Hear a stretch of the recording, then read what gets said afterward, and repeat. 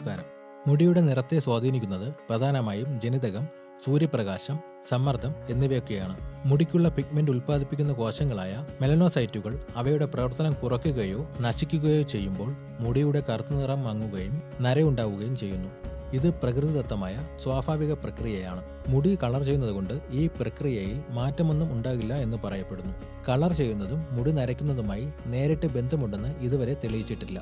ഇത്തരം ഹെയർ ഡൈകൾ മുടിയുടെ പുറമേ പുരട്ടുന്നതാണ്. അതുകൊണ്ട് തന്നെ മുടിയുടെ നിറത്തെ നിർണ്ണയിക്കുന്ന ഫോളിക്കിളുകളെ ബാധിക്കില്ല.